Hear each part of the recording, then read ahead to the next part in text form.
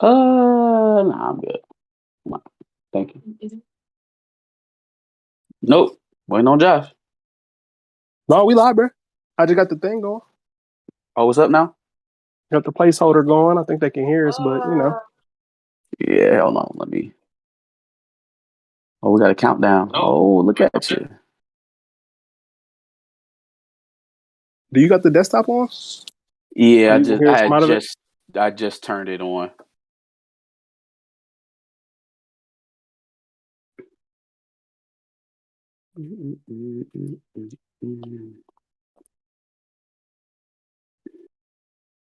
Niggas like they late already, bruh. Niggas late. No, they can hear us right now. Oh, I know. Oh, okay. You still gave him the countdown anyways.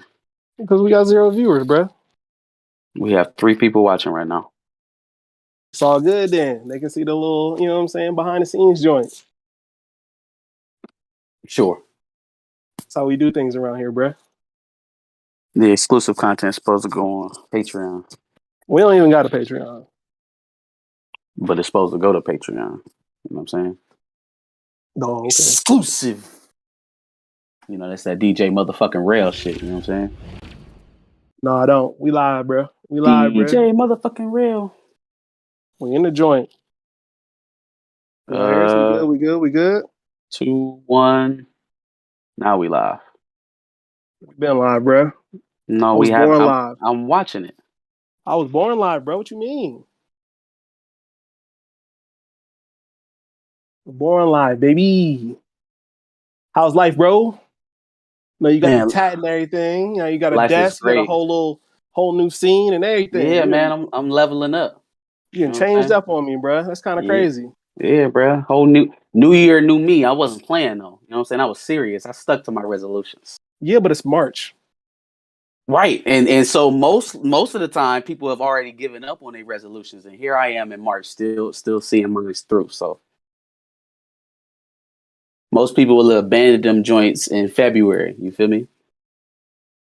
I guess, bro.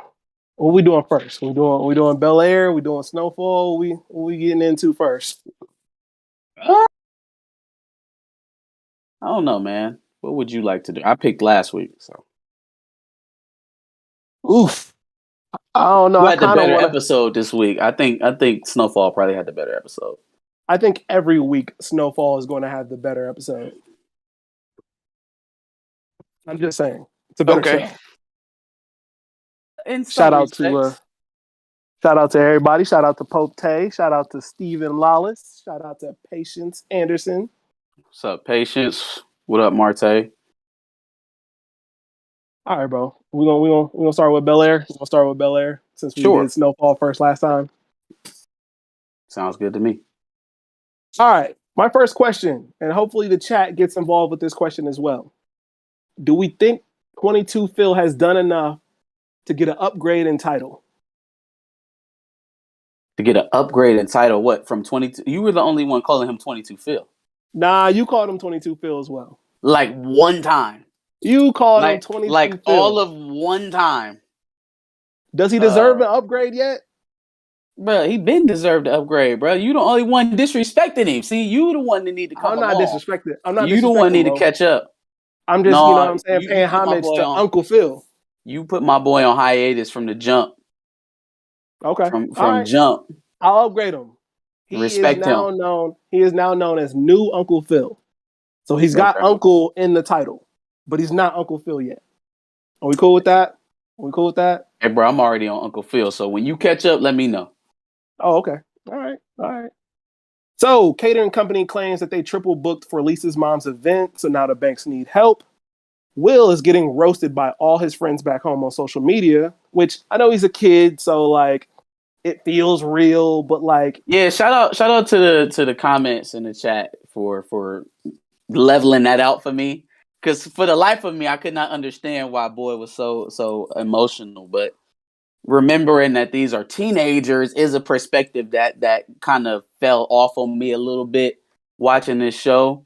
So it kind of puts it in perspective. It makes it a little bit more realistic for Trey to be acting like this. Now, the social media hate campaign still a little strong. Still a little strong. Especially when he's in a completely different city than them. Like, fam, A little bro. weird.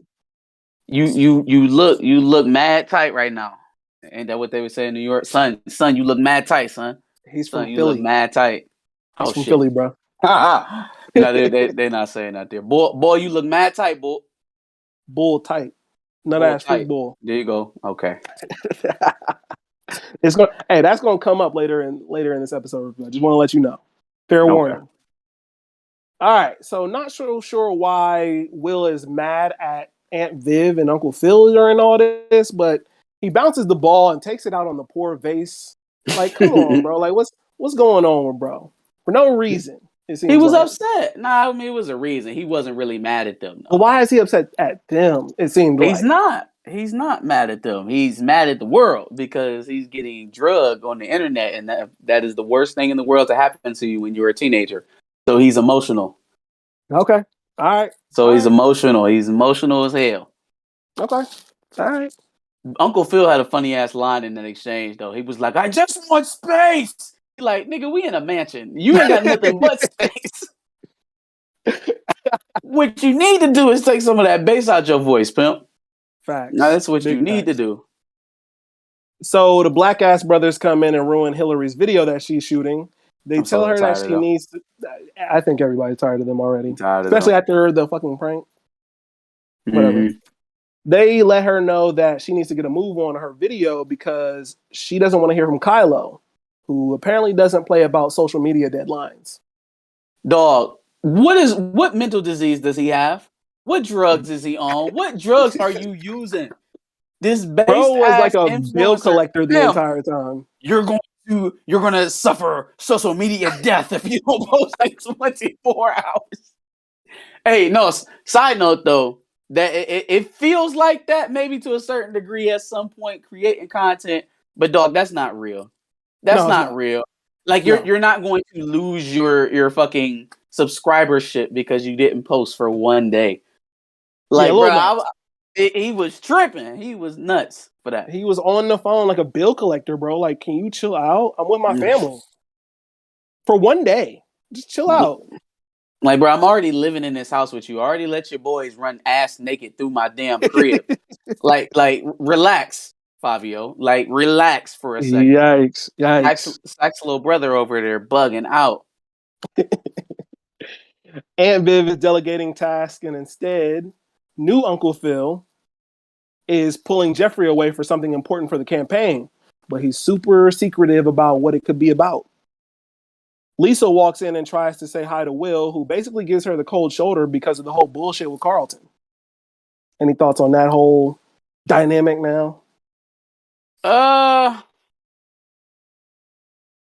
So with Carlton continuing to be a goddamn sucker, I felt like Will was cool. He was handling himself the way he was supposed to, at least with Carlton. Yeah. Up until a little later with an exchange with Lisa, I'm sure you'll probably bring up, but for the most part, I thought he was keeping it together, right? All things considered. Yeah. Jeffrey. So I wish they would start showing us where the fuck Jeffrey be going. Jeffrey because it's such a mystery. Like, what is he doing? Why Jeffrey is he gone? Is Agent 47, bro. He's 007, Agent 47 from Hitman. That's Jeffrey. Like, bro, you keep telling me that you own it and that you already ahead of shit. But like every time I feel like we need you, you don't be around. Like when homeboy is sniffing around the goddamn house and finds her goddamn paintings. Jeffrey! That was a little nuts. Jeffrey! This nigga walking around the house, man. Jeffrey! Imagine clapped at him like he's still the butler. He is a hitman. No. No. At that point in time, we needed to go back to Butler Jeffrey because he clearly was not on his P's and Q's. He was not on his shit because why is this man in here? Hell no. Where the hell you at, property manager? Why are you not managing the prop? Hey, he is a property manager that don't do no managing of the property. He don't manage shit about that house. He manages the streets. I'm trying to tell you, bro. Why do Uncle Phil need somebody to manage the streets?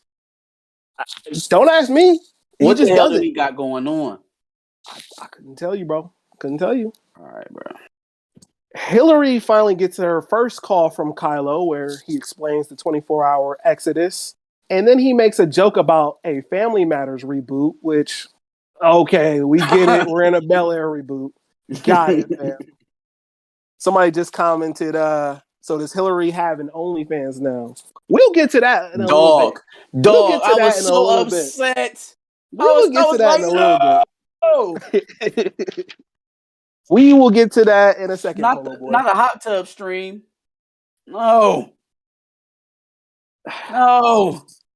Moving on. Lisa is extremely distracted during rehearsals and claims that nothing has gone well since her mom passed, especially since her dad basically married within a year of passing, which is super nuts. It also seems as if Lisa isn't the only one torn up over their current situation, as Will seems upset that he sees Carlton and Lisa holding hands. Side note, doesn't dude look like Braxton from Jamie Foxx show? Yes. Her dad looks just like Braxton, right? Yep. Oh man, it's so accurate. He's like a little bit darker skinned, but other than that, he's Braxton. Bro, he's a slime ball. You know, you wanted to feel bad for him for half a second because his wife died, but then first of all, you committed the ultimate sin. You know what I'm saying? And you stepped out of your circle to go find your next companion. Man, so what? You already know they was gonna be on you about that. Here she is dying of lupus, and you already we rushing the episode. We rushing the episode. Let me work. Yo, he pissed somebody off. It was like, all right, look what we about to do to your character. Oh shit. Anyway, I hated this part. I absolutely hated this part because it's a little craziness going on. It seems like you might be right about something. Talk about that shit. Talk about it. Talk about that shit.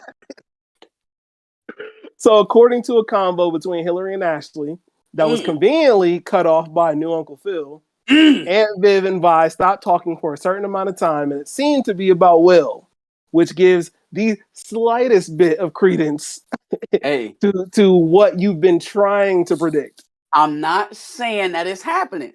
I'm just saying they throwing a lot of Easter eggs out there and something's happening. You know what I'm saying? If there's something there, I can't. We don't got all the pieces to the puzzle yet, but there's some sort of beef. Now that it's confirmed, there's some sort of beef between Viola and Vivian that dates back years and has something to do with Will. So we'll see. We'll see what happens. Whatever it is, they ain't supposed to be talking about it because Uncle Phil got him up out of that conversation real quick. He did. But that's something we'll find out probably towards the end of the season.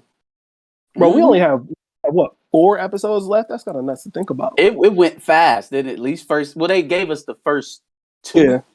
3? Yeah. First 3. Yeah, the first 3 episodes. So damn. Yeah. Also, turns out that the Times has pulled their endorsement and new Uncle Phil has Jeffrey. Wait, what? What did I write here? I don't even know what my notes are saying. Anyway. Yeah, Jeffrey investigate why it happened. Thank you.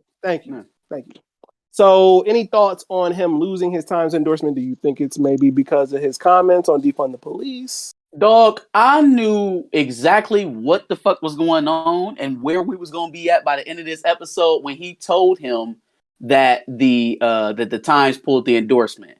And then I really knew that it was happening when Jeffrey came back to him and was like, he whispered something to him and he was like, "Oh, you sure? You sure?" Yeah. He like, "Well, fuck it. Full steam ahead then." I knew it. I could see it, right? The Times pulled their endorsement. Well, obviously it has something to do with the defund the police statements, but it's not all that, right? Somebody powerful must have gotten to them and convinced them not to endorse right now, right? So that was number 1. Then when he came back, Jeffrey obviously came back with the answer as to why that happened. And so who's the most powerful person in Uncle Phil's orbit that would have been able to persuade the LA Times or the New York Times from giving their endorsement early, right? Maybe a black police chief in LA, Maybe we gotta sit back and wait and see who rises out of that competition, right? So I was like, damn, bro, he snaked him on the thing. Now, did I think that he was going to run against him? I did not think it was going that far. No, I definitely thought he was going to try to get the endorsement pulled. I definitely thought he was going to try to run some interference once he started switching up his rhetoric. And he honestly, are we talking about this? We're going to talk about the whole conversation between them? No, let's hold off. Okay. All right. Marte would like us to talk about how how Jazz is basically Jason Weaver from Smart Guy, from ATL, Michael Jackson. He definitely looks like Jason Weaver. He definitely looks like Jason Weaver. He kind of is, low key. What else we got? What else we got? Will is Uncle Phil's kid. I don't know about that. I can see that. I can definitely. It's possible. But you think it's possible that Will is Uncle Phil's kid? Well, but no, because think about the dialogue that they had earlier on, right? Where they were talking, and like this was like the first episode when Will first got there, and she was like, or Uncle Phil was like, my heart has been yearning for that boy ever since his father, and then he stopped. So he knows who his father is. And then also Will said in this episode that he don't necessarily remember his father because he left when he was 4, but he knows enough of him to know that it ain't goddamn Uncle Phil. Yeah. So I don't think it's Uncle Phil. I think he's somebody else's baby. Let's just say this: the odds are that Will is not Viola's son. Let's just say that. Right now, it's seeming like the odds are that Will is not Viola's son. So I'm gonna just throw it out there. That's where I'm gonna hang it at. I don't know who his mama is, but interesting thing though about that, since we're talking about Will's father, there's one MFer who's sniffing around this house, who I, for the life of me, cannot understand why. And so I feel like there's a connection there. I don't know how that would have worked. I don't know how timeline-wise all of this would have happened. But I'm telling you, Homeboy is not in this show just to be some fucking offshoot love interest. He got other stuff to do. So if Michael Ealy is in this production, it ain't to be some side dude. You know what I'm saying? I'm just saying. Look. Okay. All right. Also, Rose seems to think that you're correct about your theory, which we'll move on. It seems like Aunt Viv's sorority sister is a little thirsty. Hold on, bro. You're not gonna shout out your bro? You're not gonna shout out your brother? What I miss? What up, Leighton? He was at the very top of the chat. Yeah. Oh no, I think that's my dad. Oh, what's up, OG? Oh yeah, what's up, Mr. Leighton? Anyway, so it would seem that Aunt Viv's sorority sister is super thirsty for Jeffrey, but not as thirsty as everybody is for Michael Ealy. Bruh, why are you at my crib? Why are you here? And why are you so comfortable that you just walking around looking for stuff? Why are you all up in here, man? Well, actually, I don't think we've gotten to that part yet. Hold on. Hold that thought. Because I got some shit for that scene. He got to go bat them eyes somewhere else, fam. Michael Ealy is not allowed in my house. He's just not. Why here? He not allowed in here. Unsupervised. You can't come in here while my girl here, fam. You gotta go. Lisa's stepmom is white. Any thoughts on that? Yeah, I already gave you my thoughts on that, fam. Look, honestly, you love who you love. That's your thing. Like my purview is that I was going to marry a black woman, so that's not in my perspective. But you love what you love. That's on him. Now the situation for him makes it look so much worse. Yeah, not while she's sick, bro. Fam, she died a little over a year ago, and you already married and expecting another baby. It's just like I know sometimes, like if somebody's really, really, really sick and they already know, kind of what the prognosis is. Maybe they work that out. Maybe they were like, Yeah, I can honestly see that being a part of his arc. Like everybody thinks that he just ran off and cheated on his wife, which is absolutely nuts if that's how that played out.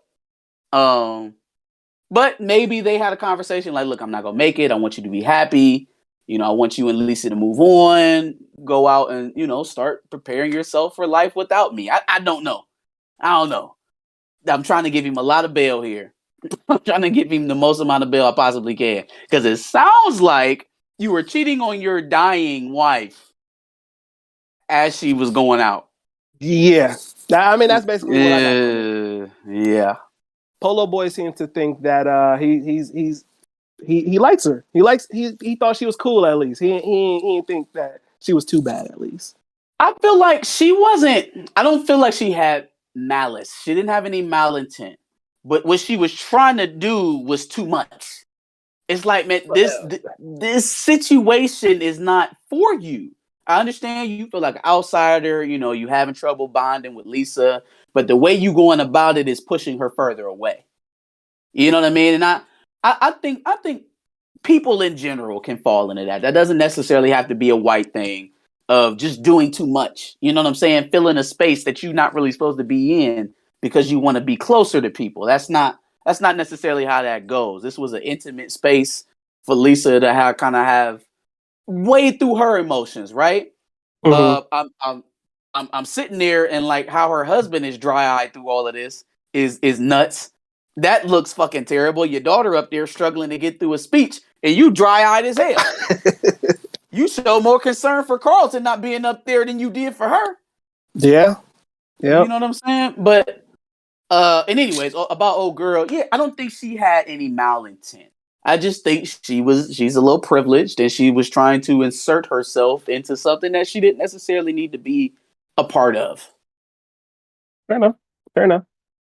Speaking of the little scene that they had amongst each other, if I remember correctly, OG Carlton, he never had Stanford anywhere on his list. It was Princeton or bust, and then he didn't get into Princeton. And so he had to go to the school with Will. I feel like the way Carlton's life going right now, especially by the way that it ended, I feel like that's probably going to happen. Only now it's going to be all the colleges. It's going to be Stanford. It's going to be Princeton. It'll probably be USC, UCLA. Everybody's going to be out on Carlton. And then he has to pivot. Now he has to find a new path because he was just sure he was going to go to one of these 5-star, universities. Ivy League universities. Ivy League universities. Well, USC isn't. Neither is UCLA. Most of those I named aren't. No, he had Princeton and then he had Stanford. Well, right. Okay, so yeah, those two are literally. I was just saying of the ones that I named. Oh, I got you. But yeah, he has this expectation of going to these big schools and doing big things. With shit, my bad. But when that doesn't pan out, how does he then work it? How does he pivot now? Gotcha. I think that will end up being part of his arc in this show. I got you. Ashley brings Lucia to the event. Hillary doesn't immediately pick up on the hint and gets it after a moment. I know Aunt Viv is the mom, but after Hillary gets Ashley to realize she's a queen, bam, she was full steam ahead, huh? You know what I mean? Like she seems like almost like the motherly person because Aunt Viv seems like she's all on her own between art and everything else that's going on in that. She don't even know her daughter is entertaining anybody like that right now. Her and her husband, her and Phil, they're telling the story of the forgotten child right now. Right? So like they putting so much energy into their grown children, into Carlton and Ashley, so much attention is going to them. Plus they got attention going to the campaign. Plus, Vivian got her stuff going on with her art. Plus, they got all this stuff going on with Will. Ashley is getting lost in the wash, and her only recourse or her only guidance right now is coming from Hillary because Hillary the only one that got time for her. Yeah. So unfortunately, yeah, they are telling the story of like the forgotten child through Ashley's eyes because she's not getting the attention that she probably should from her parents right now because they're being pulled in so many other directions. Ashley's getting left out. Keep doing this shit. White stepmom keeps trying to find a way to connect with Lisa, despite the fact that Lisa and Aunt Viv don't want it. Will steps in to try to diffuse the situation between Aunt Viv and white stepmom. But then white stepmom says, and I quote, "They took you in, right?" Which makes Will sound like a stray dog. Like, Fam. chill out. Relax. now that one's kind of hard for me not to say it didn't have no malice in it. Like, man, what are you talking? Why? Why is that worth mentioning right now? I don't. Anyway, that's when we find out that white stepmom has at least known bro for a year before she passed. Lisa's mom passed. Real quick before we get to that one, she knows that Will was taken in by their by Viv and Phil. Yep. If you about to get into a race against Philip Banks, what would be your first avenue? How would your first avenue go into digging into Phil? What would be the first thing you begin to question? Would it be this random family member that just started living with him out of nowhere in the last few months? Yeah, especially when I have the times. Right. So I'm like, either he already knows or he should have already known, because clearly you've been discussing this with your wife, right? If she knows that enough to say it back to Will, then clearly you've discussed this with him before. Yeah. So he either already knows the full situation, which is going to be disastrous for that family, especially for Phil, or he should have already known, and that's a hole, because how does she know and you don't? Do you remember in the first episode when Will showed up? They had that big event in the back of the house or whatever. Yeah. He was talking to two black guys. Yeah, the one of them was Wilkes, and the other one was like a I don't know what he was. I have no idea what he was. Just an older guy. Yeah. The one that seemed kind of like interested in the conversation was bro. Was Wilkes? So, yeah. I think he definitely. But is he interested in that didn't information. say anything about him living there permanently or moving from Philadelphia. Like I think he mentioned that it was his nephew from Philadelphia, right? And before Will started going too much, he told him, "We'll talk later." Like, hey, go ahead. Jeffrey came and ushered him away before he got to going too crazy, because he started thanking him like, "Hey, yo, thank you for this, that, and the third." Blah. So Skip, he like, "We'll talk later." Jeffrey got him up out of there, so he didn't say anything that would have given him the impression or would have given him the full story right then and there. But then his wife all but confirms that they know that Will was taken in by them. Now he's now living with them permanently. So I would be leaning towards he already knows the situation. He's a cop. He got access to arrest warrants. You know what I'm saying? They are not arrest warrants, but arrest records. So it wouldn't be far-fetched to think that he already got the whole lay of the land, and that's why he got into the race, because he knows he has an ultimate kill shot on Phil. For sure. Ricky from Barbershop, a.k.a. Michael Ealy, a.k.a. Slapjack from Too Fast, Too Furious, is creeping through the house. And Viv catches him looking at her unfinished artwork. He bets her... Oh, go ahead. Oh, wait, hold on. Wait. We skipped right over. We talked about homeboy Wilkes, and we forgot about his wife telling the story about how she was smacking homeboy at the golf tournament in L.A. That's so Palm crazy Springs. That she just let that slip. Like, you're gross. Now you're gross. Now we got beef. As hell. Now we got beef, because that's gross. And there's a legitimate reason behind that beef. Yeah, like before it was kind of petty.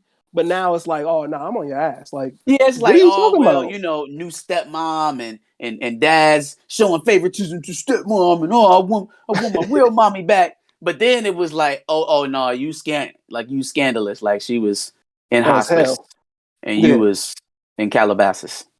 You know, with Wilkes. I don't think he's in Calabasas, but whatever. Whatever, wherever he was at. Yeah, I mean, he got money. He can go where the hell he want. He's the police chief of Los Angeles. Oh, okay. Let me find out he's living next to Kim Kardashian. I guarantee you, he's very well compensated. Fair enough.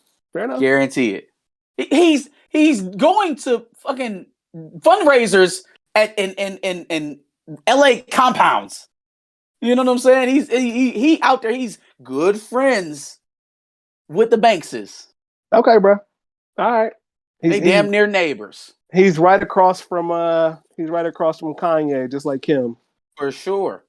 Across the street. He be watching them argue in the front and the lawn. Yikes.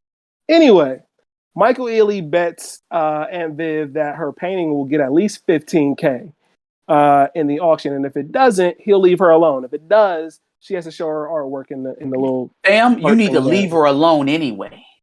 You need to get up out of there. Why are you, Jeffrey? Because Jeffrey should have been somewhere putting his hands all over this man. Why? You're snooping in the big man's house. Why are you snooping? Why are you snooping? He should have been putting him together. Why are you in here, bro?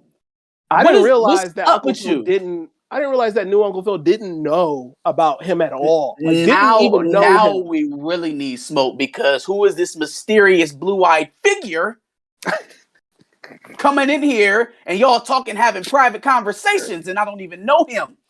Why y'all in this room together having conversations? Acting awkward as hell. Right. She forgets his name. Like, bro. Now I'm hot. You don't know his name. Y'all was in here having this private conversation. Now you stuttering over yourself. You don't know his name. Phil, this is oh, I'm Reid. Oh, that's Reid. Oh, that you forgot his name? Yes. You forgot, that's bro. Reid. Oh, okay. All right. See if he can read this right hook. For real though, in all honesty, bro he's bold as shit. Like, he bold as hell. Let me go into it. Bro makes a huncho move by telling new Uncle Phil that she is going to enter the painting into the auction. New Uncle Phil didn't even know she was painting again.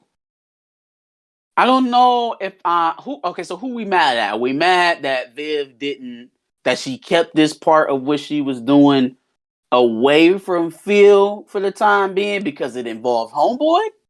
Is that what's going on? Or are we mad at Phil because he ain't really been paying attention to nobody? But it's you got your daughter out here, she having sexuality questions, Hillary struggling over there at the influencer house, but she won't come home because she's too prideful. You got Will and Carlton going head to head. Carlton's about to have a goddamn mental breakdown, right? Your lady is out here batting eyes with goddamn think like a man, and you over here, you entertaining a fight with Wilkes. That's where all your attention is going to right now. So I feel like both of them is a little bit to blame, because I feel like the only reason why Viv didn't say anything to Phil about her painting again is because homeboy rushed out to her about curating her art again. I would agree with that, but I'm gonna tell you why I'm not mad at Uncle Phil. I'm gonna get into it in a couple of. I gotta talk about a couple more things about this whole scene. He's very detached right now. He got a lot of shit going on that he's not paying attention to. That's a fact. So the way Michael Ealy was sitting there staring at new Uncle Phil and Aunt Viv as they kissed, bro, you a nut-ass freak ball. Nut-ass freak ball.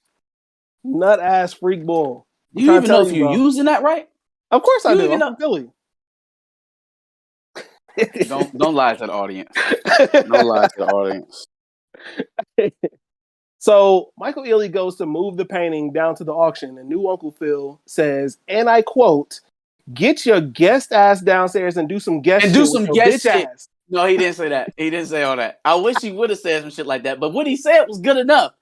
He said, first of all, leave it, nigga, because I already told you one touching stuff in my house. I already told you one time.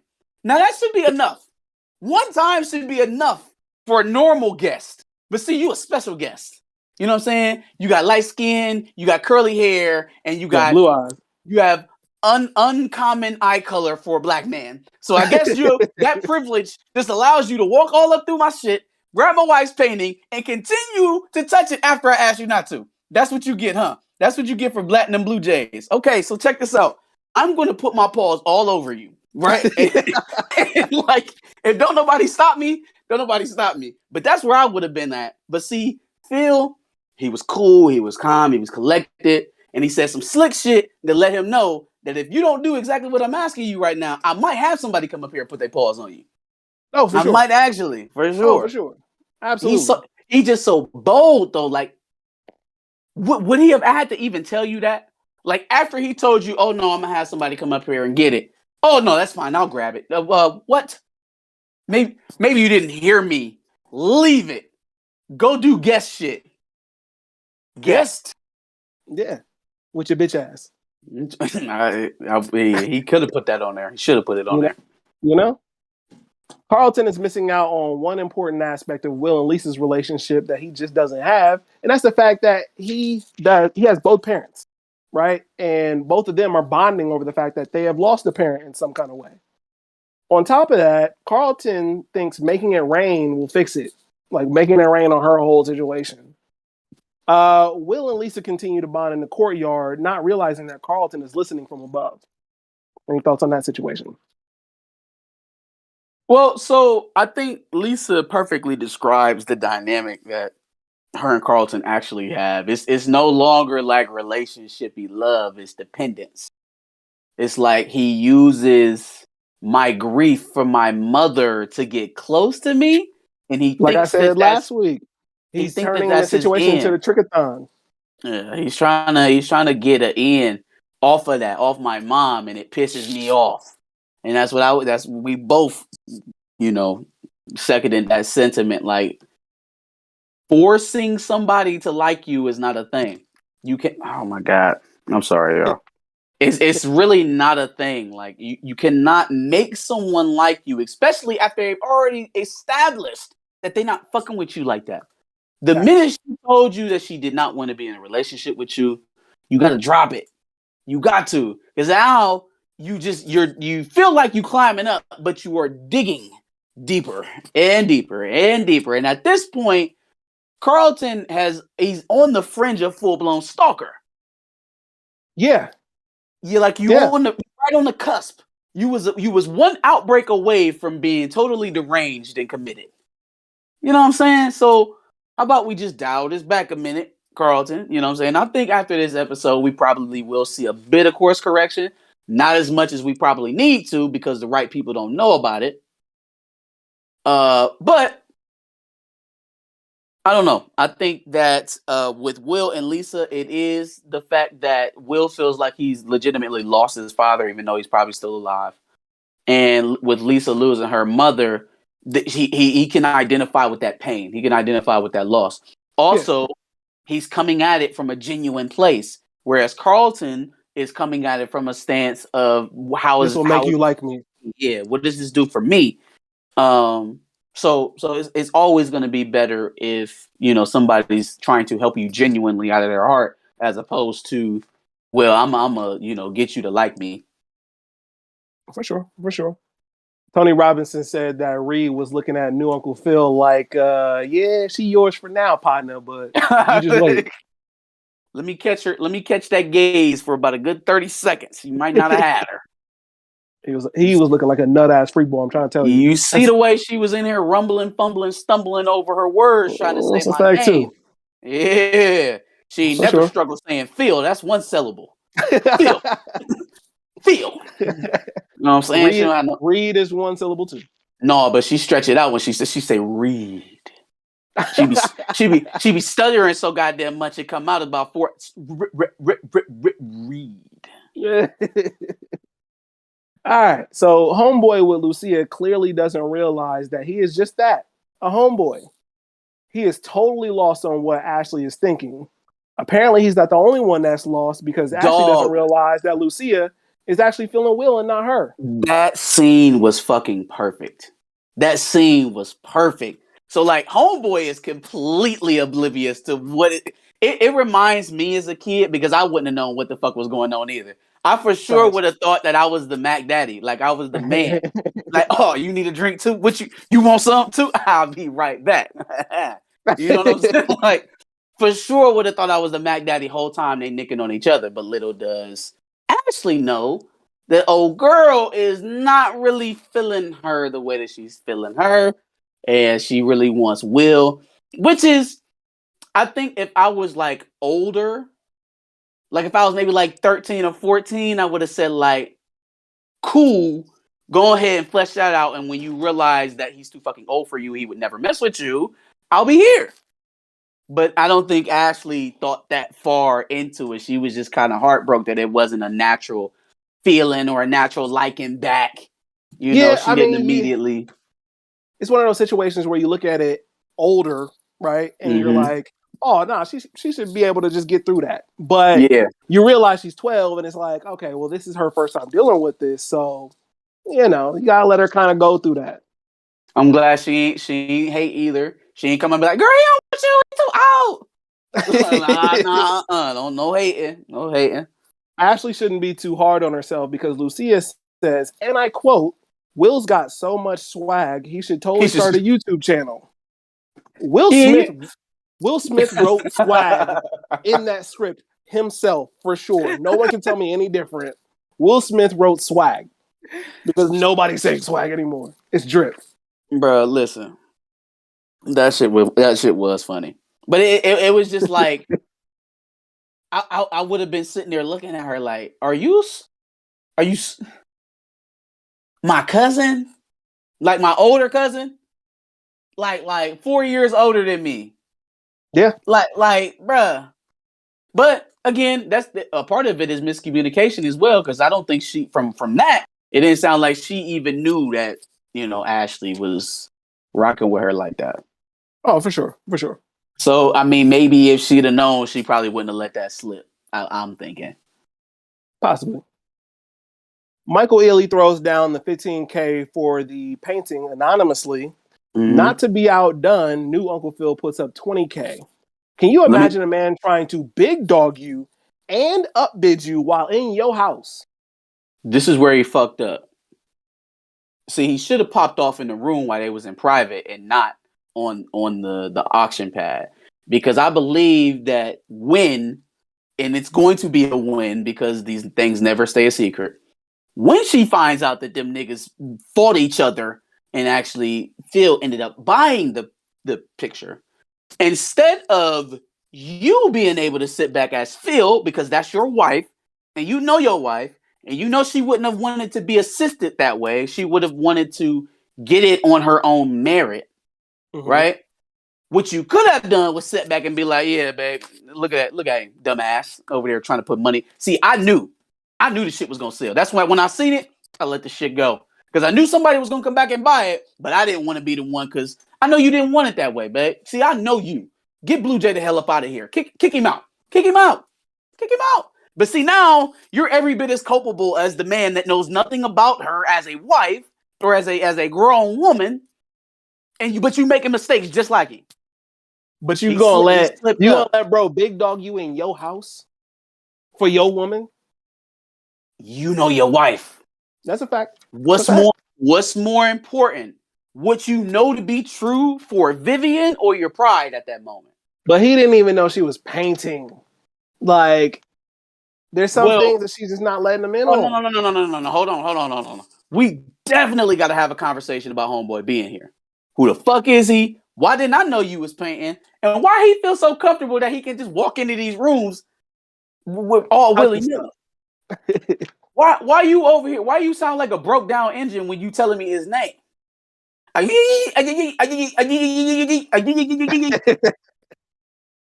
Yeah. Spit it out, right, girl. Spit it out. No, we definitely have to have a conversation. But in that instance, he really could have big dogged and just totally taken himself. Only thing he did in that instance by buying that photo is setting himself up for the arguments of all arguments when she find out that he bought it. Because she's going to have all this confidence built up by the fact that she sold that painting. And when she finds out that it really didn't sell for as much as what was stipulated in the bet, she's going to be dejected because now she already felt like she wasn't ready. And so this was the confidence boost that she needed to get going, which is fine. But she's going to be pissed at whoever did that because it wasn't honest. It wasn't true. And she's too good of an artist to be, given a handout like that. Google TV show trope. Yeah, sure. New Uncle Phil has another secretive conversation with Jeffrey, aka Agent 47, seemingly about the Times endorsement. New Uncle Phil says, "Forward we march," which we can only assume to mean that he just okayed a hit on the editor at the Times. No. No. Bro, he But okayed, they he are pressed the making button. it seem that way though. Like they are giving mob boss vibes with Jeffrey and Phil, and I do not understand why. Isn't this man a lawyer? Was he a consigliere for some crime family or some shit like that? Like, why is he so like? I'm getting Tony Soprano. You know what I'm saying? Like, I got it. He's the consigliere for the Yardies in Power Book 4. And that's why he has Jeffrey. That's why he got Jeffrey. Ashley tells Hillary about her heartbreak. She then reciprocates the "you're a queen" sentiment right back at her, inspiring a bit of confidence in Hillary around the whole Kylo situation, and also giving a nice little touching moment. Any thoughts on that scene at all? Yeah. Sometimes as a older sibling, you need gas from your little siblings. You know what I mean? You need that gas up. The feeling that make them feel, or excuse me, the feeling that they're looking up to you for inspiration or guidance or some sort. It does kind of pump you up, makes you feel like a superhero. So I could see how that motivated Hillary. Why that motivated her to take her clothes off and start shooting, All right, man. You gonna start tutorials and getting ahead of me in the instructionals. fucking scenes, all right? I don't fucking know how we made that leap. I would have thought that would have made her go tell Kylo to fuck off, but clearly it was the exact opposite. Yikes. All right. Definitely thought Carlton OD'd when Will came to the door. Definitely thought he OD'd, but he didn't. As much as I felt for Carlton in the scene between him and Will, I just can't help but feel that Carlton's going to find some kind of way to piss me off in the next episode. Oh, for sure. He's for sure going to piss you off again. We're not done with Carlton being a jackass. We're not. And you know why we're not done with Carlton being a jackass? Because, well, we still not. You don't want me to hop ahead, but I mean, it is what it is. He didn't get the stern talking to that he was supposed to. Yep. After Will subs in for Carlton for the reading, White stepmom wants to do a toast for her own ego at that point. Sounds about White, by the way. Mm-hmm. Aunt Viv, not playing that shit, goes off on her, and Lisa looks like she's loving every second. She was like, "Oh, finally, somebody saying something to this white woman. God damn." You're like, finally, somebody said it. Yeah, no, she seemed very satisfied. It's like she took the role of Lisa's mom in that instance. So it kind of made you feel good for Lisa. Homeboy not taking control. Like at this point, I probably would have just told everybody we leaving. Like when old girl got her feelings hurt about the speech, that's the cue. All right, we about to get up out of here. We about to go. Don't need to say no more words, nothing. We good. Lisa, come on, we're leaving right now. Like I already know it's getting ruffled. Everybody ruffled under the feathers. It's getting hot in here. Now she done got her feelings hurt. Let's get up out of here before it get any worse. Clearly that's not where his antennas was at. Polo Boy says, I low-key missed the Ashley and Will relationship, but they replaced it with Hillary, which is a really good point. Really good point. I think it makes more sense for it to be Hillary. Hillary's like 21 years old. Will's 17. He's gonna, if we talk in close age ranges, he's gonna gravitate up, not down. Makes sense. Ashley, which he's doing in the show as well. Yeah, Ashley was a little older, I feel like. But even with that, even in the sitcom, he did have a special relationship with Ashley because Ashley was trying to explore her. She was exploring her blackness, and the only place that she could get that out was with Will. So that's where that part of the relationship is. Right now, Ashley's not exploring her race; she's exploring her sexuality, and so that's why I think her tether has been thrown out to to Hillary. Because obviously that makes more sense than Will for this particular storyline. But I get what he's saying, though. I could definitely identify that. For sure. Officer Fred lets it be known that he is actually running against new Uncle Phil in the race, and that's why he lost the Times endorsement. Thanks to Jeffrey, he already knew that. So furthermore, Furthermore, new Uncle Phil wants Jeffrey to look into Slapjack, aka Ricky from Barbershop, aka Dominic from Think Like a Man, aka Michael Ealy. Jeffrey says that he's already on the bro. What like? Now, what you mean man. you already own it? What you mean, bro? He was in the house. He was walking around. Him and Aunt Viv was having a private conversation. You couldn't have been on it. You couldn't have been on it. I don't know, bro. Jeffrey probably already got something in the plans. Like Rose says in the chat right now, he is that man. Watch. Hey, you know where Jeffrey been at? Jeffrey ain't been in the streets. Jeffrey been kicking it with old girl, the light-skinned girl with the dread. Nah, she was at the party. She was at the party. Right. She showed up to the party after it started and then started looking for Jeffrey as if she did. I know, because she was thirsty as hell. Maybe we just left each other and I was expecting to see him here. Maybe I'm late because I just left Jeffrey and I was expecting to see him pull up at the same time I was because I just left him. Only Jeffrey is off doing God knows what because he's supposed to be here kicking Michael Ealy's ass. So you mean to tell me that during the speech that Lisa gave, Jeffrey was you know what I'm saying, getting doing skins. work with getting skins, right. And by the time she finished and old girl pulled up at the front, Jeffrey was off doing whatever the hell he was doing. Yeah, Jeffrey walked out. Yeah. Smooth. Because doesn't this Jeffrey strike you as one of them? I don't want to let everybody know about what I'm doing, my comings and goings kind of guy. Like if he was carrying on with a woman, you probably wouldn't know. No, it's a fact. You probably wouldn't know. That's a fact. So I could definitely see them already getting you know what I'm saying, getting it in, but he just ain't let it out. You know what I'm saying? He hasn't told everybody. I agree. And he probably told her, hey, look, keep this shit on the hush. You know what I'm saying? Don't tell Viv. Don't tell nobody. That's why she's acting all coy when she's around everybody. Right. But everybody don't know that she already... Okay. All right. It makes sense. New Uncle Phil seems to not truly know what's going on with Carlton because he thinks it's just anxiety. If new Uncle Phil was my dad and he had that much time to look around the room before I woke up, he'd have found them drugs. No longer, you didn't go look in the club. That's what I'm saying. My dad would have found them fucking drugs. By the way, hey dad. He is not. He's not plugged in. He's not paying attention. He's not paying attention, yo. His attention span is not on his family right now. It's not. Yeah. Fam, your son was passed out. When do you pass? Now look, I don't know a whole bunch about anxiety, but when does it make you like pass out for several hours?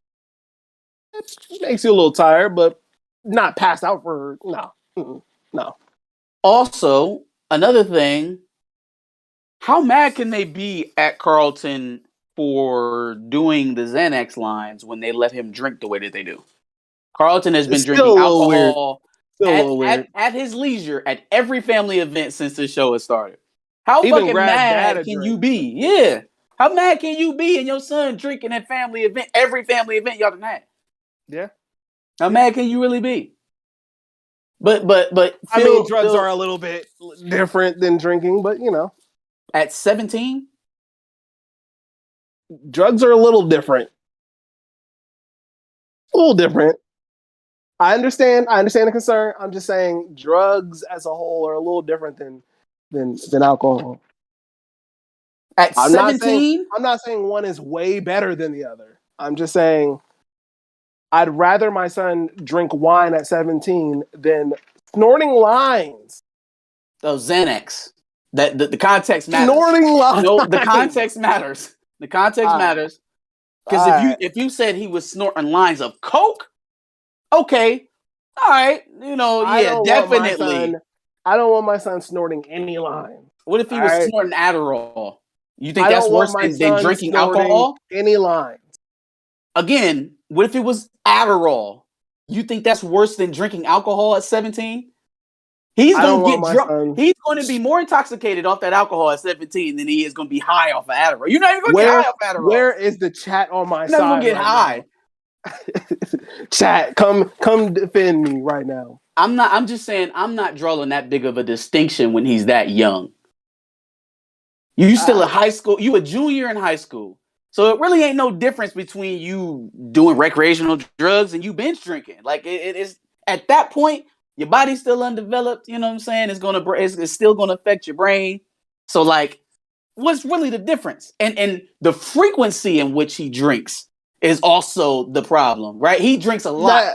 I hear you. He does Those are all Xanax concerns. only when he has an episode. Those are all concerns. I'm just saying, I'm not catching my son doing lines, bro. That's not. I'm also not catching my son drinking in my goddamn house. That's okay. Before he's even 18.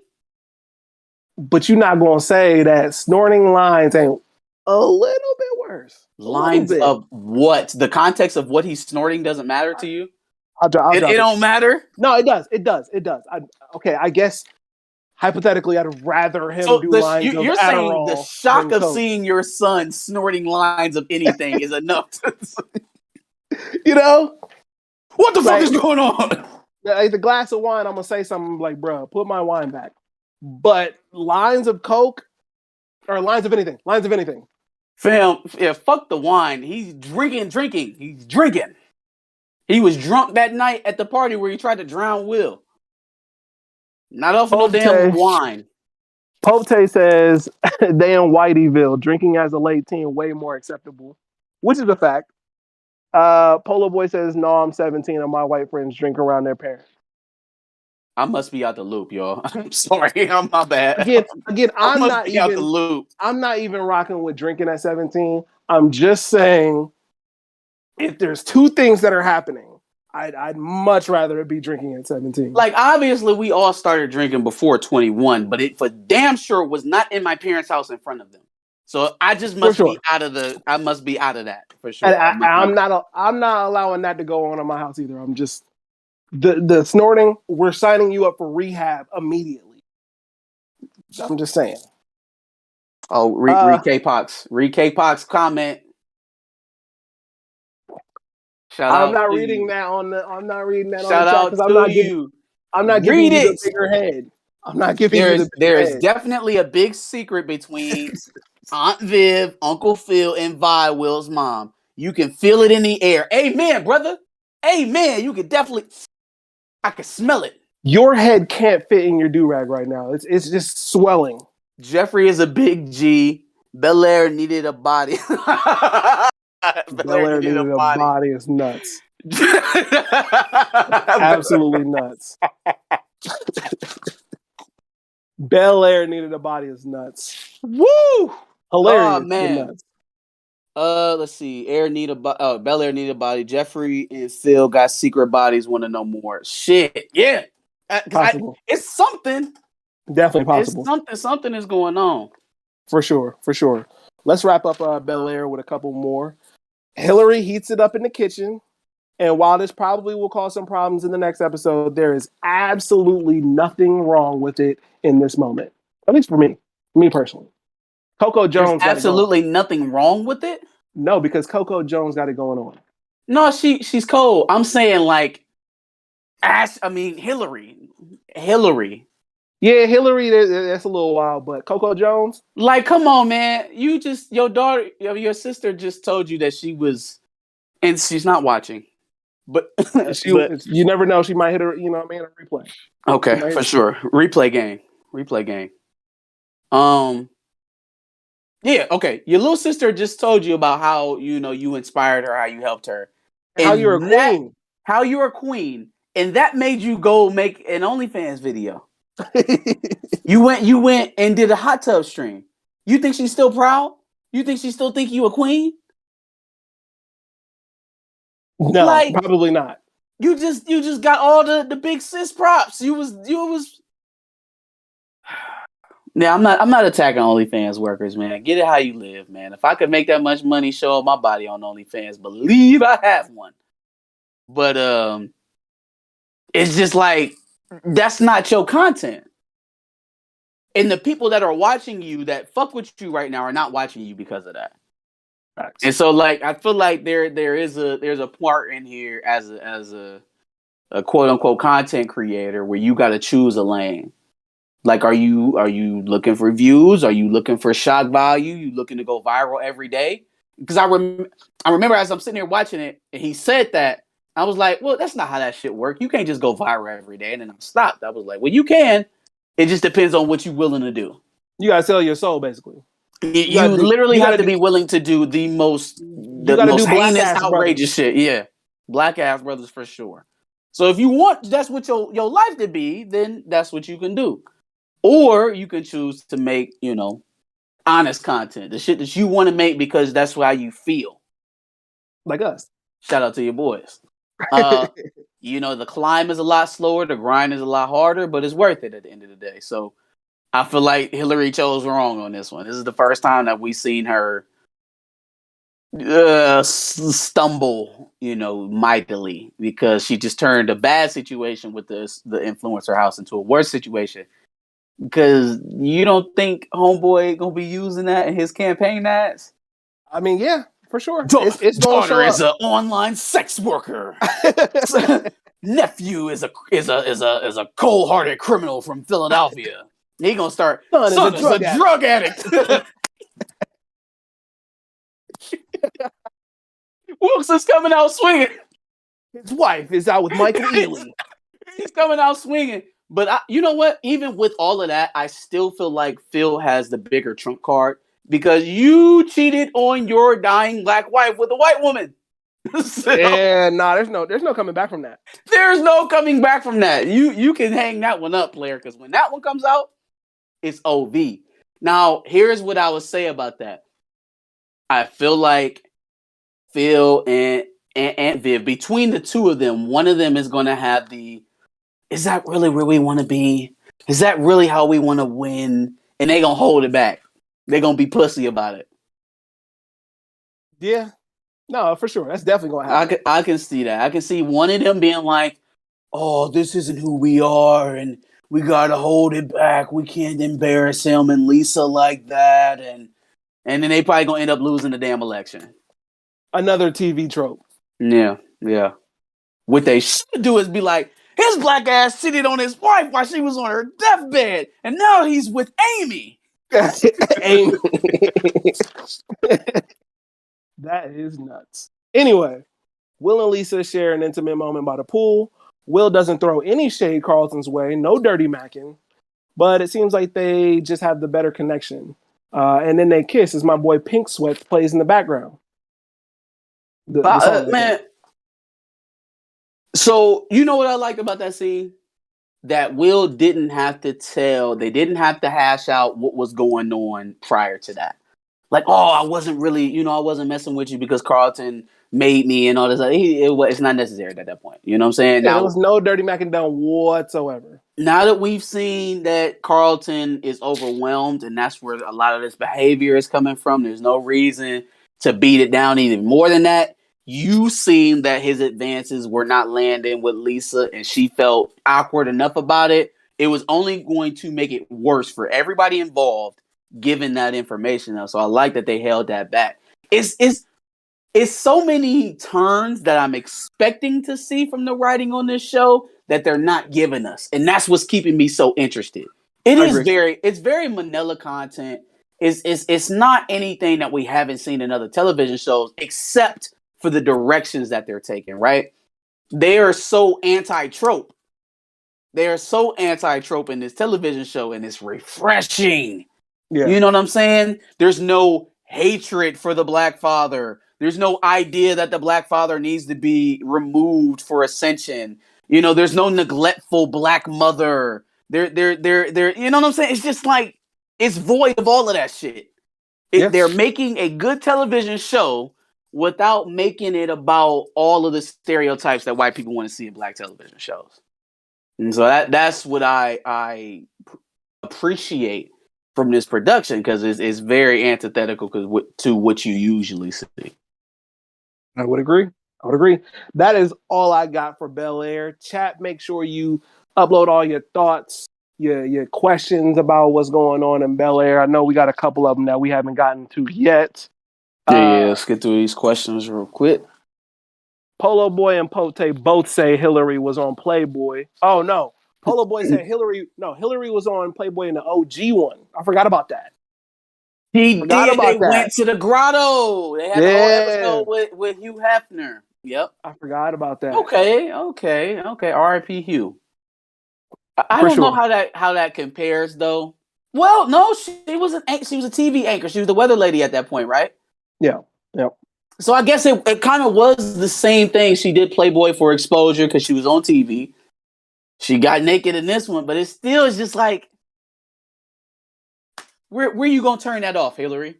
Where you going? Because at a certain point, you're not gonna go viral from cooking in your bra. So what's the next step? You gonna be like Camille Winbush? Yikes! Let's hope not. Let's hope not. Damn, Nessa. What else we got? Pope says, I think Vi took a criminal charge for Aunt Viv. That's what he thinks is a little spat between Viv and Vi. She took a charge for Aunt Viv. How would that involve Will? That is a good question. I don't know. Because whatever it is, whatever they got going on, it involves Will for sure. So I don't know how Will. Maybe she took a charge for it, but see, yeah, I don't know. Maybe I'm not zeroing out anything at this point. The one thing that I know is that they got beef and Will's involved. Yeah, no, for sure. So if that works into your theory, then I'm all for it. For sure. K-Pop says yes, no tropes, love it. It's refreshing. For sure. I agree. It's nice to see stuff like that going on and it being successful, right? Like even if it has to be a little, I enjoyed Black Lightning for the same reasons, right? Like even if it's a little corny, even if the subject matter is a little light and they're not digging so deep, it's still good to offset some of this shit that we see where, the black person always has to die, or, the black couple always has to split up, the black child is always without one parent, or, we can't really see, functional couples with black people in them unless they're, multiracial or biracial or whatever. It's devoid of all of that. We don't have to stay in that space to see a good TV show with black people in it. And I'm hoping that other people see this, because that's the nature of Hollywood, is to copy, that this becomes a trend, and not just a blip. For sure. Marte seems to think that Will is on permanent Dirty Mac because that's his cousin's ex and a family friend. Boy, wildin' as hell. They was broken up before he ever got there, and she don't like him. So what is he supposed to date in high school? So he's never supposed to date your high school girlfriend because you my cousin? Nah. If they had like dated for some years as adults, you know what I'm saying? Something like that, married. High school relationships don't count. No, for sure not. Unless you married your high school sweetheart, which is incredibly rare. They don't count. I agree. Rose says, I do enjoy seeing the conversations this show creates on social media. It's refreshing. It's a lot better than, and I hate to say it, but it's a lot better than the conversations that draw from Power. It's a lot better than the conversations they even draw from Snowfall. We're going to get to that when we start talking about Snowfall, because there was some shit in there that pissed me off too. But yeah, definitely good conversation starters. Last comment, Tony Robinson says Hillary needs to realize that going that route will make people only want to see that kind of content from her. You're absolutely right. They're going to put her in a box. And now the extra people that you've gained to your subscribership are going to start expecting that sort of content, just like you said. And now you got to choose. Now you want to drop the growth that you just got to go back to doing what you were doing before and start over? Or do you want to keep feeding the machine? For sure. I agree. Let's get into Snowfall, man. Let's get into Snowfall. This is actually shorter than Bel Air. I'm not sure how I did that, but we'll get through some discussions on this one for sure. But you know what? I won't plug my phone in. Let's see if we can rock it out. Nah, where you at battery-wise, bro? I don't want you... The smooth twin done. A twin done. 20. All right, I'll try to get through it, bro. Let's see. Try to get through it. Let's see if we can do it. Opening scene, Franklin is explaining what happened to Grady with Reid among Louie, Jerome, and Leon. Louie was upset that Franklin wouldn't let her speak to Teddy about the prices, considering the fact that she's worked with Teddy for months before, and they clearly already have a working relationship. So what's the problem? You out of pocket. Franklin's always been the connect. You always. First of all, you on your own. So basically, you come into your plug asking him to speak to his supplier.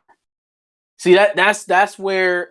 Okay, so I was with Louie and Jerome at first when they wanted to bounce because all the decisions that Franklin was making was purely for him.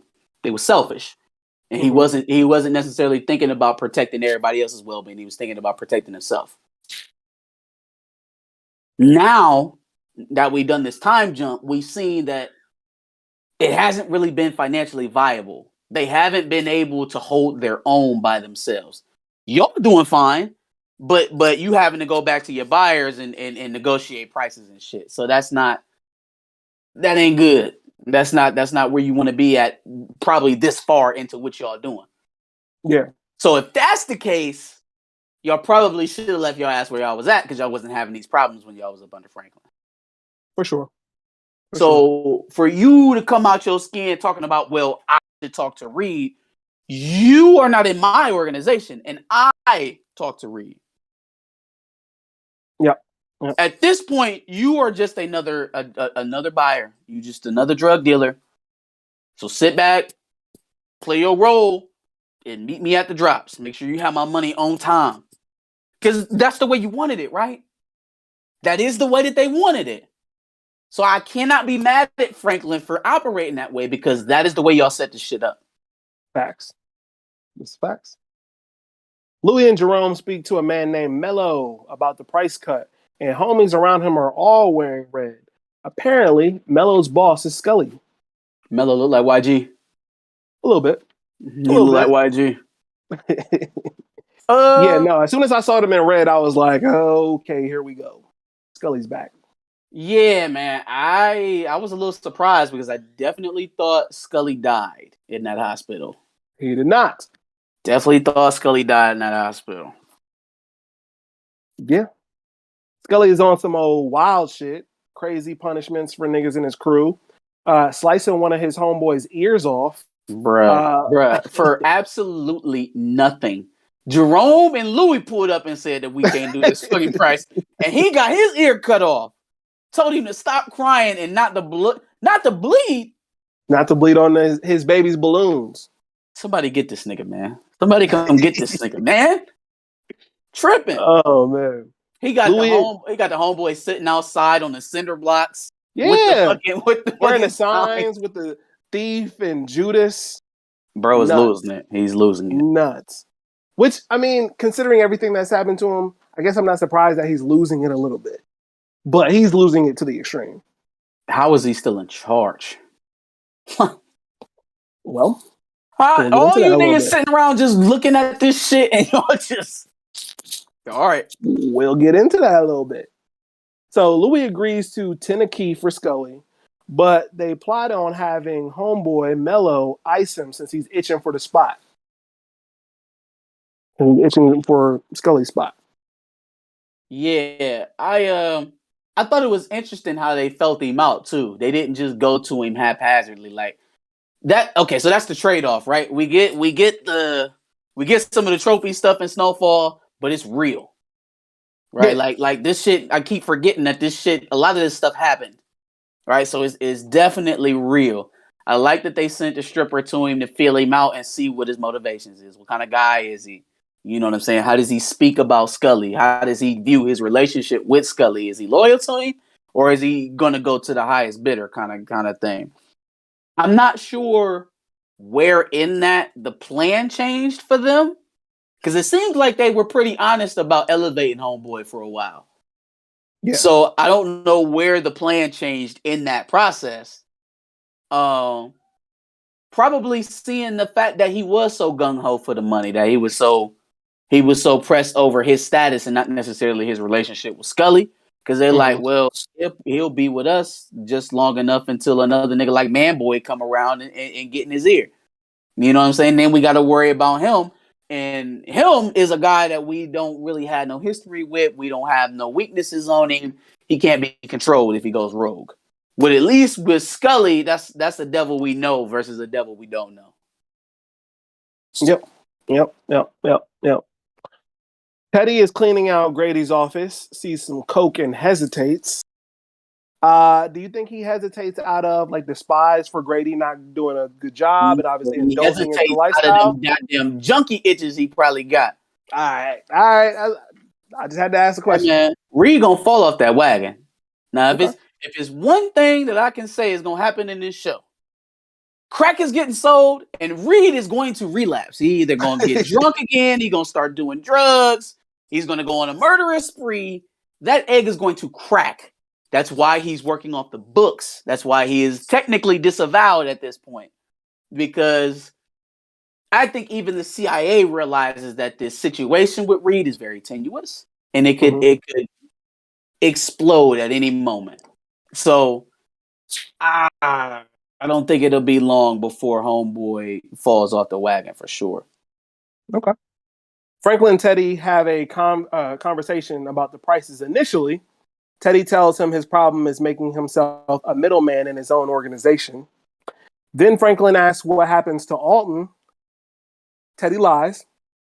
Franklin pays for everything, but it seems he doesn't believe Teddy's answer and tells him not to come where he's not expected. Teddy says that Oso will be at the next drop.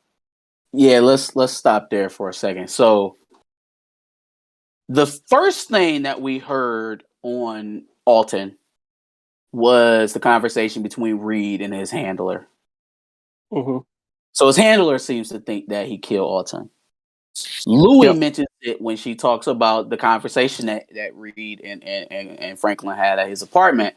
Asked him, so did you bring up the fact that he disappeared your father? Then Franklin finally asks him about it, right? And he gives him this answer, and Franklin moves on. Mm-hmm. I do think it's going to develop into anger and hate, and eventually it's going to lead to a clash with Reid and Saint. It is eternally pissing me off that every time I turn around, that some TV show is finding a way to write a character that hates their father. You know what I mean? Like hearing him say that Alton got what he had coming to him, even though you're potentially talking about Reid going down to Cuba after he looked you and your mama in your face and told y'all that y'all had a deal about letting Alton go to Cuba. And so him then snaking behind you and going down to kill your father behind your back is what your father deserved. Now look, man, you mad at Alton. I get it. You mad at Alton. He betrayed you for outing a crooked CIA agent who murdered a reporter. I guess. But let's go with that, right? He betrayed you. How bad would your dad have to betray you to where you didn't care whether or not your partner killed him? The one that's always done right by you. Ugh, that shit felt mad. That shit felt nasty. On one hand, you sitting over here talking about how this nigga could have potentially killed your dad. And on the other hand, in the same conversation, you sitting over here talking about Reid's always done good by me. That shit made my skin crawl, fam. That made my fucking skin crawl. Why are we so comfortable with creating these dynamics where the kid either has to remove his father or hates him to the point of not minding that he's dead or going to the point of killing them themselves? Why is that such a popular theme to rewatch? I got nothing, man. I mean, like you said, at least in this case, it's a real, or it's based on real stuff. Yeah, So, I would like to think that a nigga would care about a CIA agent taking out his father. I would like to. You know what I mean? I think he would. I would like to think that he cares more about that than whether or not Reid has always done good by him. Boss always been good by me. He let me work in the house and everything. but I got the feeling that Franklin didn't actually believe what Teddy actually said to him, and he was a little upset about that. Even if he didn't believe him, which he so much as said he didn't, he's still he's still holding on to this idea that Reid give a fuck about him. That Reid, as tenuous as the situation is, oh well, he's always done right by me. He's all like how is killing your dad doing right by you? It's almost as if he accepted Alton's fate when he left him in California, left him in LA when he got on that plane. From that point on, he didn't care about what happened to Alton. I feel like that conversation at that table, what they just had, kind of starts an underlying tension between them two, centered around, amongst other things, the death of Alton. I don't like, even though he's obviously giving the appearance that he didn't care, I think ultimately Franklin does kind of care about that. I mean, look, you could have fucking fooled me. I think he asked him in that conversation because how do you not? Yeah, of course. You coming back here. We already went through this squabble about the prices, right? How do I not? You know what I'm saying? From a gauging where we are in the relationship at this point stance, how do you not ask? Probably should have been asked that first night. That tension was so thick that Reid had to bring it up. Dog, what? Your mother is alone in Cuba. She went there with your dad to live out her life, and Reid potentially killed him. Yep. We shouldn't have to get a season-long build-up to you fucking Reid up. There shouldn't be a breaking point in this season where you finally decide that this relationship with Reid is not tenable and you have to take him out. We shouldn't have to work our way to that. We don't get to that shit in the next 2 or 3 episodes, fam. I'm gonna be mad. I'm gonna be real upset. I would agree with you. We're not going to see it in the next couple of episodes. Okay. They're building their. You know what? I'm not even gonna say that yet. I'm gonna save it for the end of the episode. K-Pop says that Power does that. They kill the father. Death needs to stop. They kill the father to death needs to stop. I agree with you, Pop. I agree with you, Pop. Power is really bad about that. Power is extremely bad. And I'm sorry, I don't know if you still watching Force, but if you don't want to see that, well, you know, I'm not gonna tell you not to watch it because I want you to watch the reviews. But you are in for some more of that. You are definitely in for some more of that. Peaches has graduated to coughing. Peaches got that shit. Bro, dead ass trying to shake my nigga Franklin's hand. Like, what's up with you? Don't be trying to shake hands after you done just coughed all COVID all up into your hand and shit. Like, relax, bro. Relax. Hey, Peaches definitely has that shit. You got that shit. Peaches definitely has that shit. Feel bad, but he got that shit, y'all. Rose says, I think Franklin cares. When he finds out Reid killed his daddy and the new connect, things will get ugly. He pretty much knows now. It's not a secret. It's not a secret. He told Louie that he pretty much knows. They're going to stretch it out though. They're going to stretch this out though. You know that. This is going to be a season-long thing. The fact that he doesn't know that Reid is disavowed is what should stretch it out. Not the building and the angst of his hatred for Reid because he killed his dad. You should only, the minute that you've decided that this nigga is lying to you, what else are we talking about? What else are we talking about here? What are we wasting time for? Let me give you an example, right? Who else? Even if it affected the business, even if it affected the flow of money, the supply, the buyers, whatever. Who else? Who else gets a pass from Franklin Saint for potentially murdering his father? Who else? Nobody. Under any circumstances, whether or not it's going to fuck up business or not, who else gets a pass? His mom. Okay, but that would be a crazy tweet. I was gonna say if for whatever reason she killed Alton in Cuba, she would get the pass. She would get a pass. But what has Reid done to offer you that level of bail? Like, nigga, that's life bail. That is bail on your life. That is, I'm really supposed to kill you for what you did, but you got this get out of jail free card. That's what that is. Yep. So I don't like it. It's not comfortable. I have a hard time feeling that was the sentiment, that Freeway just didn't give a fuck because the white boy was making the money. I didn't care for that. Fair enough.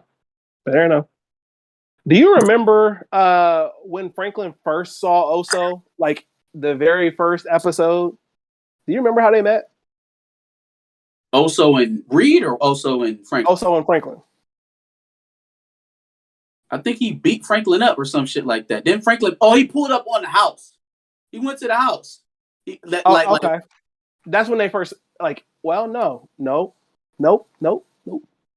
Very first scene, I think, of the first episode, Leon and Franklin and the other guy who now is in power, they all went to, Cat, thank you.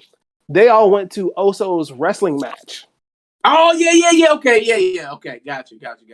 Just nuts to think about how they're doing business with each other. They're doing drops with each other now. It's just nuts. Like, I don't know. I just thought about that when I was the whole time. Yeah. All 4 seasons of Power, he didn't have that same jacket. That's a fact. That's a fact. Oso and Franklin do the drop, and Franklin realizes he's being watched by Teddy. So he switches up his entire convo about Grady. Any thoughts on that? Reid, if you got to go to these lengths, like if the main guy that you're going to be working with, if you have to keep tabs on Oso and Franklin, the paranoia. Let's just go ahead and start the clock now because the paranoia train has already started for Reid. For sure, it has already started. If you to the point that you're bugging Oso and Reid, you're unstable. You're unstable because those are supposed to be the only 2 people. Well, maybe not Franklin at this point because Franklin clearly has been trying to solidify himself and get out of the business. Oso though, Oso been down for whatever always. He's always been down for whatever. So I first of all, how did Franklin pick up on that so quickly? Don't know. Like he for sure didn't see him. Yep. You didn't hear no feedback or nothing. So how do you just know? He just felt like he looked up in a building. He was like, "Oh, Reid could be there, so let me just switch up my talking about Grady." And I guess they validated that by him going to the the warehouse the next day with old girl with the shooter. Mm-hmm. They basically went there to check it out, to test his theory, like to make sure that Reid was actually up there. Yeah. Yep. So I guess that checks out. Which the other thing I wanted to say was Reid is acting very paranoid now. Just imagine if he starts getting on them drugs again. Oh, it's going to be pretty bad. It's going to be pretty bad. Oh, it is coming. Just for sure. Throwing that out there. Detective Buckley is out here coked out of his mind, making food in Louie's office, and Jerome is not fucking with it. Okay. That was just a weird scene. Here we got another light skin in places where he ain't fucking supposed to be. What is the deal? Jerome, big fella. This nigga has a pot of chili on your wife's desk in the room, unannounced. Your world, nigga. No, it ain't. No, the hell it ain't. I don't know. Hey, man, look. Hey, look. See, that I can't even call it a new age progressive relationship because this shit happened in the late 80s. Yeah, so I don't know what the fuck is going on with Homeboy and Louie, but they seem to be very cozy. Something weird with that shit. To the point that he starts asking her for shit, and that's when shit gets contentious. But why it has to be so flirty, I don't understand. I don't get it. I don't know, bruh. Mello, unlike the real Mello, is setting niggas up for the shot. He lets Louie and Jerome know that Skully is going to be seeing a psychic for his daughter's birthday. Mello is going to sweeten the deal by adding $100K and allowing 12 of key prices. He wouldn't. He wasn't trying to let 100K go. He wasn't trying to let 100K go. He's dumb. He's stupid. Maybe that was the moment that they decided, like, nah, we're not gonna go with him. Maybe that was the minute, like, shit, I would have gave you 100. Well, 100 did, motherfucker. Huh, shit. Since you got it. Also, the more that I think about that, the more loose that plan seemed from Melo's perspective. So, like, you in a spot right now where you could be next up, right? You could be the next guy. You just got to play your cards right. And I feel like he was doing a good job up until the point that he felt like going into this full-fledged. Like, the same way that they came to check you out to make sure that you was legit, or at very least make sure that you would be a decent mark. That he probably should have done a little bit more due diligence. Why he's not the Make guy sure they're now? not talking to Skully or no shit like that. Maybe tell them or put somebody on Jerome and Louie to make sure they actually kill that nigga, so that you don't have to sit up there and ask them to provide you proof. That's probably why he's not the nigga now. Yeah, like, you knew where he was gonna be. You knew that they was gonna be there. Why not put one of your men on the scene to make sure the job gets done? Yeah. And then all they had to do was throw you a necklace, his daughter's necklace, for you to think it's all legit. So I don't know, man. I feel like he probably should have done a little bit more homework before risking his life like that. But that's just me. I would agree. Louie and Jerome hit the psychic spot. Jerome gets to thinking, what if she can tell we're here? Louie pays her bands to play along, which that is a really good question to ask. I mean, she is a psychic. She is Miss Cleo out here. She might know. Definitely knew they were coming. For sure. For sure. Franklin takes Dallas into the building where Teddy was during the drop. He realizes Teddy had the drop on him all along. We already discussed that a little bit. Skully walks into the psychic's home, and Louie and Jerome have guns waiting for Bro. However, to prove loyalty to Skully, they set Mello up instead. What's on that? I still wonder where they decided to do that, because I just didn't see it. I didn't see it coming. Even now that I'm looking back on it, I don't see a particular moment where it would have been, because the nigga giving you the 100,000 when he was only supposed to get you 50 is just as silly as what he had going on with the stripper, where he running off loose with his mouth about his boss. So, like, I feel like you had that information already. You knew that he was the loose cannon and he was a snake. How did that? Where did the plan change in between all of that? I guess is what I'm asking. But in any case, if it ever changed, maybe that was if it ever changed. Maybe that was the plan all along. I don't know. I feel like it could have been a little bit more clearly defined. Like, you didn't have to tell us, because I think it was a good deal. But I don't know. Maybe since I can't live together, that's why I stick out to me so much. You got your earbuds in, bro?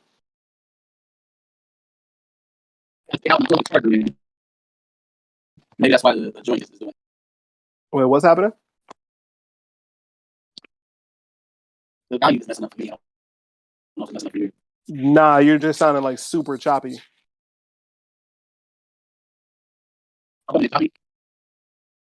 Yep.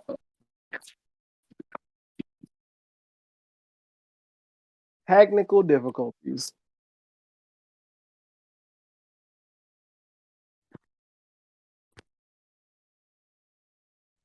Technical difficulties, y'all. Just give us a moment real quick.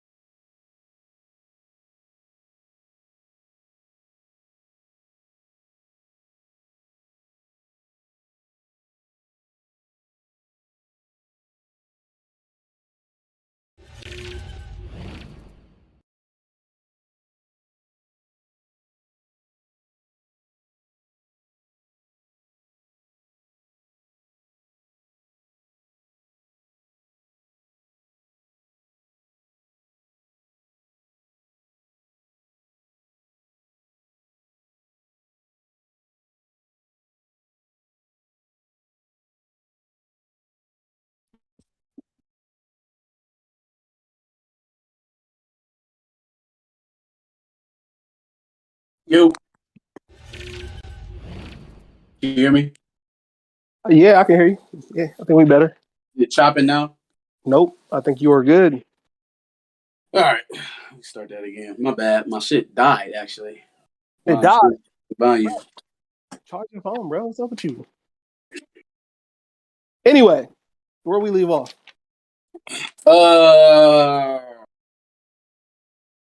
Skully and Mello.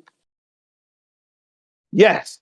So after seeming, we already got past all that. So after seeming hella stressed with the issue at hand, Franklin is talking to Veronique. Obviously, she's trying to relieve some of that stress. And that's when Wanda walks in. Wanda figured she'd brush off her resume and ask Franklin for a job. I understand that Wanda used to be with Lee, right? And obviously they went through her stuff while she was tweaking. Are her and Franklin that tight that she could just, well, you know what? Now that I'm thinking about it, she was staying in his old house. So they must have got real close. Because from what I remember, the last time when Wanda was on that shit, Franklin was trying to get Lee the fuck away from her. It wasn't no, oh, let's, take care of her. It was like, bruh, Got her off. yeah, she gotta, you gotta do something about that. So Oh, I that's don't nice. know. Something must have happened where they got much closer because she's staying in the house. She feel comfortable enough to walk into the place of business and just, letting her shit fly. I don't know, man. They must have, Interrupting an intimate moment. yeah. I, I I know at some point during the season we're going to get a flashback. So I'd like to see where that came about. Where they kind of got closer. Maybe. Here's an idea because she was in that shelter. She was in Alton's shelter before Alton had to book it. I'm assuming that's probably closed now. So maybe Franklin on some, guilty type shit. He feels like, well, my dad was taking care of all of these people. Let me try to give some of that back. Maybe he feels like he's doing the work that his father would do by helping Wanda. Could be. Could be. Who knows? I don't know. Like you said, we got to see some sort of flashback at some point to see what's going on with that. Franklin and Louie have a very heated discussion after Louie asks about the prices. It would seem that tensions are rising between Louie and Franklin. Because I don't know what she want. You didn't want to be underneath her. You didn't want to be underneath Franklin because of his decision that he was making, which I understand. But then that doesn't come with the always being in the loop, being able to, speak your piece. You're a worker now. You're an employee. You made yourself an employee. And now, even though I'm literally in the midst of trying to bring you back into the fold, you still saying no. Well, if that's the case, then what the fuck? What am I supposed to do? Yeah. What's interesting about that is he's giving that fuck it, I don't really care, I'm gonna do whatever I gotta do attitude to Louie and Jerome. Reid ain't getting that as of yet. Yeah. Yeah. You didn't have that energy for Reid. You didn't have that look, I'm gonna do whatever I gotta do, give me what I need, or get ran over. You didn't have that energy for Reid. Also, I wasn't fond of the fact that he basically asserted that he would serve them up if it served his interest. That's not that, because now, okay, I've reached a point of no return with you, right? I pissed you off. You're basically washing your hands of me. Well, if that's the case, Franklin, how do I continue to do business with a person like that? Absolutely. Absolutely. Right, okay, so I understand. Like if I'm Louie, I understand I'm pissing you off, right? I'm making things harder for you, and then also financially, I'm fucking things up because you're not working with the proper margins because I'm not bringing in the money that I'm supposed to. All well and good, but you're also doing things that are outside of my purview and that bring me deeper into this shit I don't want to be in. Also fair. But now you're telling me that because of all of that, that you don't give a damn, and that you would drop me at a moment's notice if you had to, so that you could make it out. So now the very thing that made me leave in the first place, you've taken to the umpteenth degree, and now we got to start talking about a whole nother set of issues because I'm no longer in it. Yeah. We got to start talking about a whole nother set of circumstances because now it's me or you, and you've made it that way. 1,000%, but I think it's just because he's entered ghost mode. Like, he's willing to do anything to protect, his upcoming family at this point, and protect getting out of the life. Yeah, it's crazy though because that is his family. Both of them. No, that's a fact. Baby and Louie and Jerome. So it's like, you're not really making a valid point because you're giving up family to protect family. But which one means more, your wife and kid, or? Boy, I don't know where Franklin would be if it wasn't for Jerome. That's true too. He'd be a college dropout working in somebody's department store. Yeah. I got a question for you in the chat that seems to be going to sleep on us. Acting wise, do you think that scene, that final scene, was up there with the brick by brick scene? No. No? No. I didn't say it was better. It harkened back to that moment. It reminded me of it. I don't think it hit the same way. And, well, for me personally, I didn't agree with the second one. Mm-hmm. The first one was like he was hitting facts. Fact after fact after fact. Like, nigga, do you know what I had to do to get here? Do you know what I had to do to get you here? To be in a position to sit up here and talk about how a nigga talk to you? And you gonna fix your lips to tell me that you don't want to do business with this man because you don't like how another nigga talk? We ain't gonna have that. But see, I feel like in this one, he just as wrong as Louie and Jerome. But you're talking more. Their reasoning, acting like that is exactly what you're saying to them right now. But you're talking more in the actual content of what he's saying. I guess I'm just saying in the. Are you purely acting? The conviction, the believability in what he's telling you, like he will do. Damson Interest is cold. Damson Interest is next up. Like, if y'all ain't hip already, just y'all, man, he'll be just like y'all will be annoyed with seeing him in all these movie roles in a few years because they gonna give them all to him. Damson Interest is next up.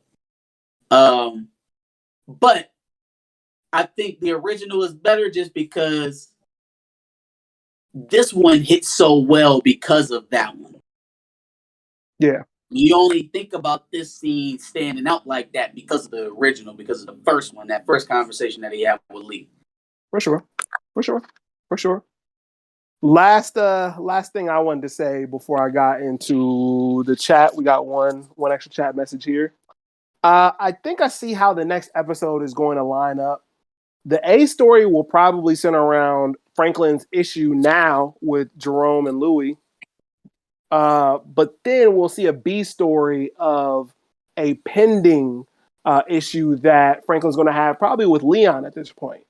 It kind of seems like, so in the second episode, we saw like the pending doom coming from Reid. And then we obviously saw that explored in this episode. And then we kind of saw something brewing with Louie and Jerome. So now that's going to get more explored in this next episode. And then we're going to start to see something brewing with Leon. At least that's how I think it's going to probably work out in the next episode. I think I would, if I would choose one of those two to blow up first, I probably would have chosen Leon because Leon didn't even want to start up in this shit at all. True. When they got out of that shit with Reid and the reporter, he wanted to be Dunsky's way back then. So if I had to put my money on somebody, I'd say Leon flips before Jerome and Louie, because if Jerome and Louie flip, like, y'all still want to sell drugs, y'all just don't want to sell drugs with Franklin. So that's a problem. I think they're just setting this whole thing up for everybody's going to war with each other, and there's going to be this big, who's going to win the fight between all of them. Yeah, I'm not interested in that, man. I'm not interested in seeing Louie and Jerome take up arms versus Franklin, and then Lee taking up arms versus both of them, especially when the main culprit to all of this bullshit is Reid Thompson. Reid is the one that won't bring the crisis down. Reid is the one that killed your goddamn daddy. Reid is the only reason why your daddy was on a radio show back last season trying to expose the fact that he killed a reporter. Like Frank, are we forgetting that? You so dead set on your dad portraying you. Are you forgetting that this nigga murdered a reporter because he was so sloppy as to leave all his shit out there for her to find?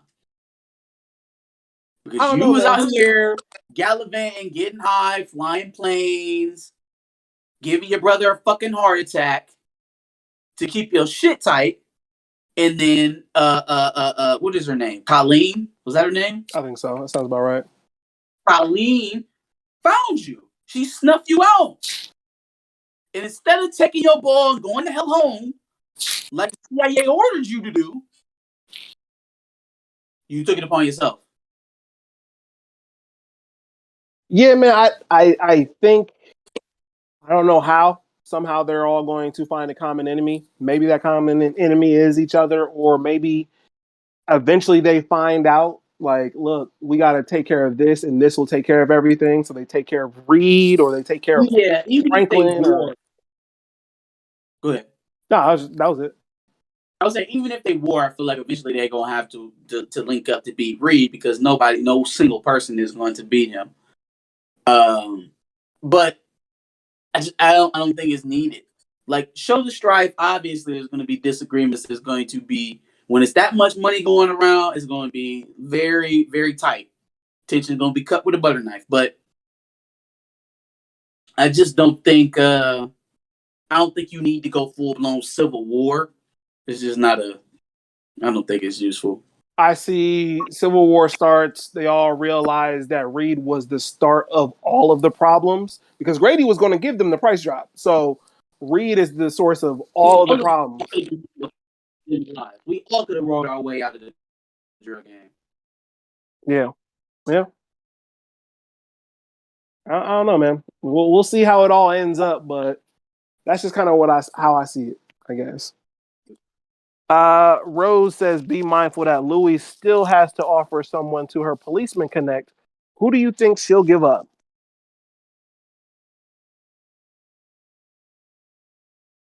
I mean, we haven't seen many people out of her organization.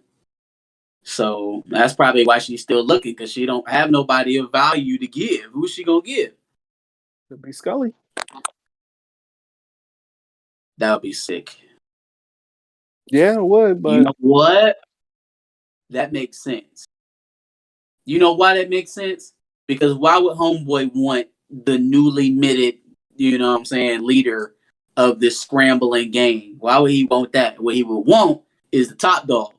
The one that got niggas out here sitting on cinder blocks with signs around their necks. Yeah. So, yeah, that is sinister. That's the only thing I can think of. He should have been sniffing for possum shit. He should have been sniffing. That was a whole wild situation there. I knew you niggas was possums. I knew. Brillo, the big review. What up? He says Skully got that Old Testament swag, which he does. I don't know what's going on with the Bulls. Stacey need to chill. Yeah. Stacey needs to chill the fuck out. That's a fact. I think that is all the chat messages we got. I think we are down to 4 viewers now, so I think it's a good enough time to. Yeah, thank you for the last 4 who hung around to the end. Appreciate you. Appreciate y'all, and until the next one, I think we are out. Unless you have anything. Nah, man. If you catch us on the replay, make sure you like and subscribe, comment, leave your thoughts on both shows, Bel Air and Power. And we'll be back next week. Make sure you tune in with us every Thursday, 8 o'clock. We'll be reviewing Power and Bel Air. Or excuse me, Snowfall and Bel Air. Snowfall and Bel Air.